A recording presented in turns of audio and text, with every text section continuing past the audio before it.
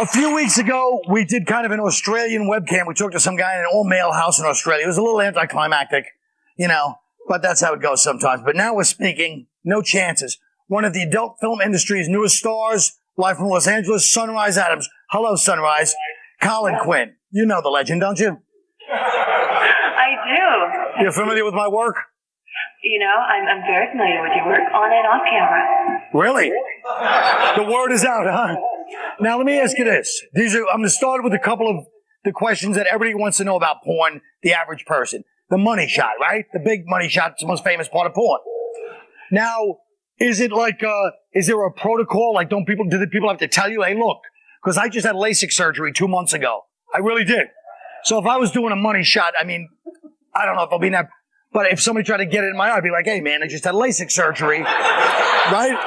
Do you have to deal with stuff like that? Like, watch out, don't, you know. I only take it in the mouth. I'm a big swallower, so I never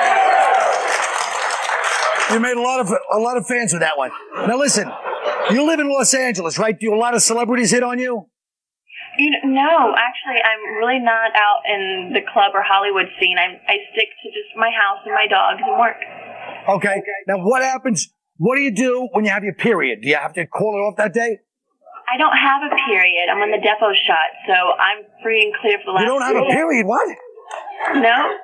Okay. What happens when you get, like, bored? Like, if it's a long day of shooting. I mean, I even get bored sometimes sitting around my show. So if you're bored, like, sexually, and you have to do the shot a million times, you have to do the scene. What do you do when you get bored? Do you start thinking about, like, the dogs, the house, anything? Like, how do you get through that? It's a two-way street. When you're doing a scene, it's about two people, and if you're not into the scene fully, then your partner's not going to be either, and it's going to really make the scene difficult for both of you. So you just really have to stay focused, and even if you're having a bad day and you just want to leave, you really just have to just keep it together. Right. And all right. Now, what about, but is it hard to fantasize? Because if you're living, like, in the adult world, like, what do you fantasize about for sex? Because believe it or not, even I have to fantasize sometimes sexually.